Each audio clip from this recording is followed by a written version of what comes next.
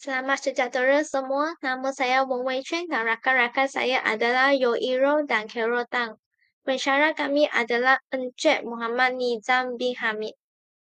Hari ini kumpulan kami akan bertentang tentang tajuk asas kemahiran komunikasi.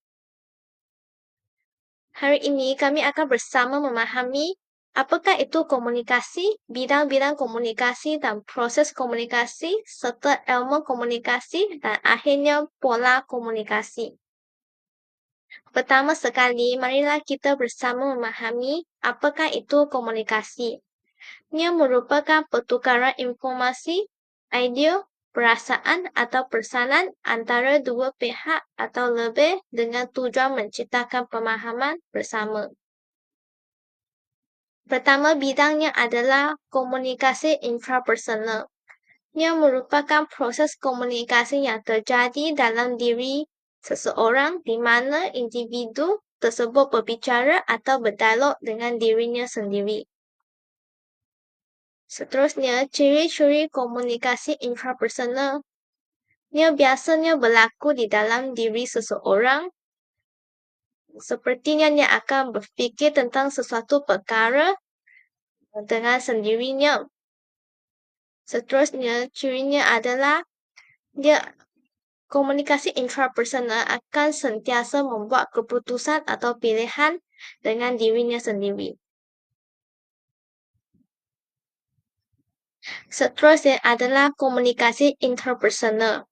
Ia merupakan proses pertukaran informasi, idea, perasaan dan makna antara dua orang atau lebih yang terjadi dalam interaksi langsung.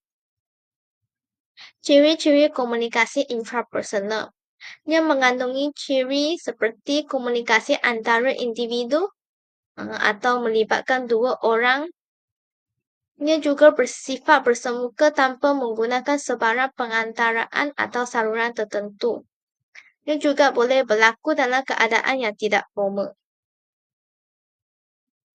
Seterusnya adalah komunikasi kumpulan kerja. Ia merupakan proses pertukaran informasi, idea atau perasaan yang antara sejumlah kecil individu, biasanya antara 3 hingga 5 orang, dengan tujuan untuk mencapai sesuatu bersama atau memecahkan masalah serta membuat keputusan. Ciri-cirinya adalah keputusan yang dibuat akan dipatuhi oleh semua ahli. Seterusnya, ia akan berlaku dalam bentuk formal atau tidak formal. Sepertinya adalah mesyuarat. Komunikasi massa. Ia merupakan proses penyabaran informasi, idea atau pesanan kepada kumpulan yang besar melalui saluran media massa. Ciri-cirinya adalah sentiasa berlaku untuk sebarang umum, menggunakan alat media massa seperti akhbar, majalah, radio, televisyen, buku dan risalah. Ia berbentuk sehala dan jika berlaku tindak balas, ia akan mengambil masa dan tidak sepantas interpersonal. Dan akhirnya adalah komunikasi awam.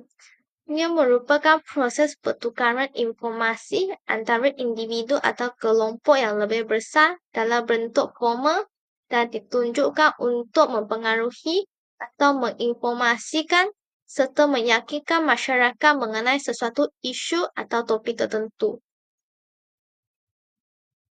Jenis-jenis komunikasi kumpulan awam ia termaksudlah ucapan spontan, ucapan ekstemporan, ucapan manuskrip, ucapan hafalan. Proses komunikasi. Yang pertama, sintas, sifat tanda dan simbol yang formal. Seterusnya, pragmatik, berkenaan dengan hubungan antara tanda atau ungkapan yang pengguna. Yang last sekali, semantik, kajian tentang hubungan antara tanda, simbol dan maknanya. Seterusnya, elemen komunikasi. Elemen komunikasi mempunyai 14, iaitu media, penerima, respon, penyampai, kemampuan, strategi, situasi, sikap, persepsi, kata tambahan, tujuan, konteks, halangan, dan etika. Penyampai atau sumber. Penyampai ialah orang atau pihak yang memberi pesanan atau arahan kepada orang lain. Penyampai bertindak sebagai pemula komunikasi yang menggerakkan maklumat sampai kepada pendengar atau penerima. Penerima ialah pihak yang menjadi sasaran mesej atau orang yang menerima pesanan. Penerima perlu mendengar dan memahami mesej-mesej yang disampaikan atau dihantar yang lazimnya menggunakan perkataan, simbol, ayat atau bahasa tertentu bagi menggambarkan makna sesuatu maklumat. Pesanan adalah isi kandungan maklumat yang diberikan oleh sumber atau penyampai kepada penerima. Pesanan merupakan simbol yang disampaikan secara verbal atau non-verbal yang berisi idea dan nilai daripada penyampai. Message. Message adalah elemen utama yang perlu ada pada setiap komunikasi. Adalah pesanan atau maklumat yang disampaikan kepada orang lain. Message adalah maklumat yang disampaikan oleh pengirim kepada penerima perlu mudah difahami agar penerima memahami dengan jelas isi kandungan yang hendak disampaikan. Mesej boleh disampaikan melalui cara lisan atau bukan lisan. Saluran. Mempunyai beberapa jenis saluran komunikasi tersebut, termasuklah komunikasi bersemuka, komunikasi saluran media elektronik seperti telefon, komunikasi saluran media jaringan internet menggunakan komputer, laptop atau telefon. Mesej yang dibentuk boleh dihantarkan melalui saluran atau media tertentu. Dalam perkembangan teknologi komunikasi yang pesat, penyampai dan penerima mempunyai banyak pilihan untuk berkomunikasi dengan pihak lain dalam jumlah sebarang yang tidak terbatas. Elemen komunikasi yang seterusnya adalah maklum balas.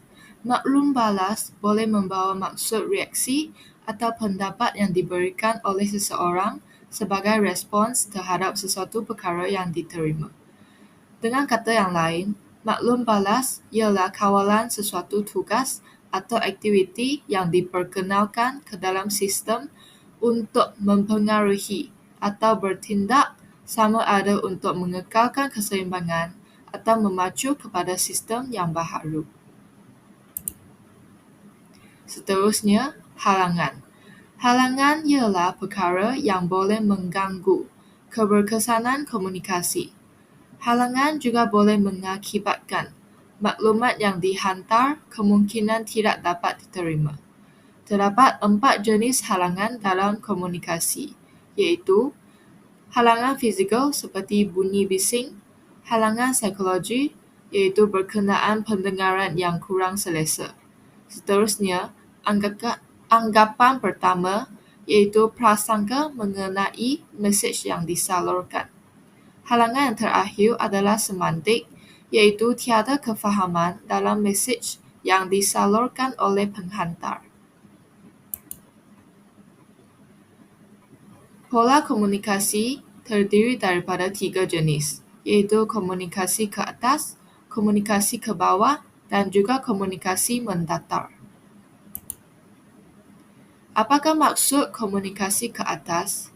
Ia bermaksud saluran komunikasi subordinat dapat menyampaikan maklumat kepada para senior mereka. Ia bertujuan untuk memberi idea dan cadangan untuk meningkatkan produktiviti dan juga menyampaikan maklumat kepada pihak atasan. Contohnya, laporan dan surat cadangan langsung. Pola komunikasi yang kedua adalah komunikasi ke bawah. Ia merupakan rantaian formal perintah mengarahkan bawahan dan menyampaikan maklumat berkaitan dengan objektif organisasi, dasar dan strategi. Ia bertujuan untuk memberi maklum balas, memberi arahan kerja dan menilai prestasi pekerja. Sebagai contoh, memberi kursus, taklimat atau menyediakan video rebahan. Dan yang akhir sekali, komunikasi mendatar.